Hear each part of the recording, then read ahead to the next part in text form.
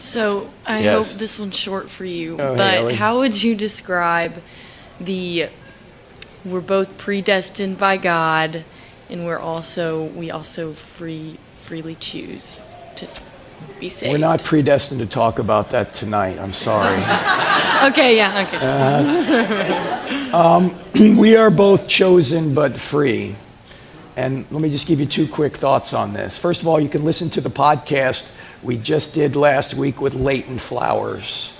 Leighton is really good on this issue. Just go back and listen to that. It's an hour long, so I can't sum the whole thing up. But just because God knows what we're going to do doesn't mean he's causing us to do it. I know the sun's going to rise in the east tomorrow, but does that mean I'm causing it to rise in the east? No.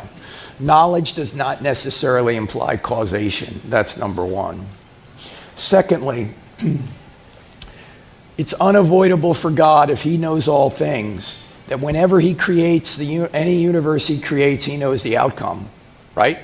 Since he knows all things, if I create this universe, this is going to happen. This universe, this universe, this universe. Doesn't mean he's causing those things to happen, other than to say that he's the creator that enabled them to happen, but he's not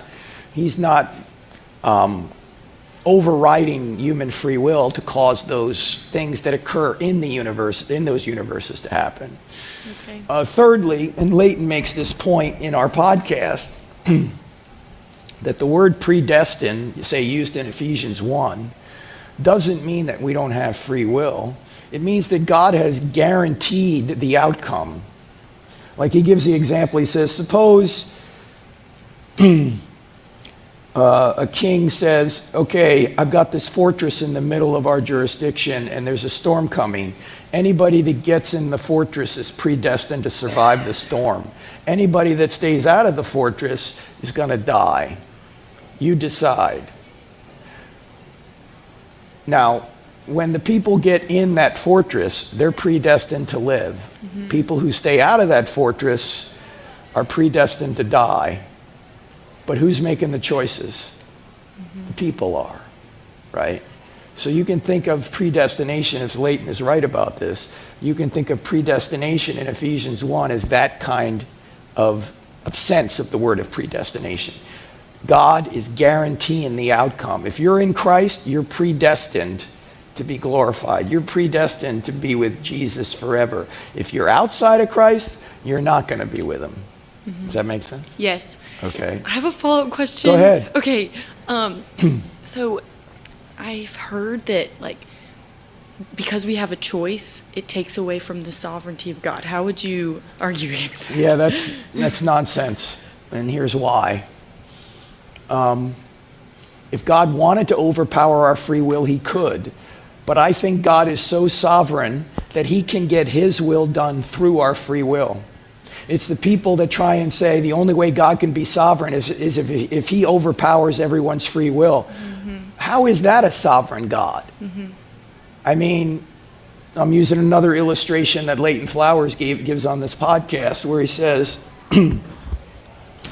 let's suppose you're walking down the boardwalk and you see a guy playing chess, and he's playing both sides. He's playing black and white. You know, he'd make a move, then he'd go to the other side of the chessboard, and he'd move that, and then he'd go back to the other side, move that. And you ask him, well, why are you doing that? Because that's the only way I can guarantee the outcome. Mm-hmm. Then you go a little bit further down the boardwalk, you see another guy playing chess, and he is defeating every single chess player that becomes his opponent. The best chess players in the world, he defeats. Who has more power? The second. The second guy, right? Mm-hmm. He's so good that he can even win no matter what the other guys do, what they freely do.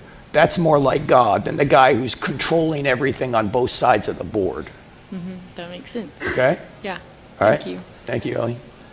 In this discussion, Frank and the student tackle one of the most challenging topics in Christian theology, the relationship between predestination and free will.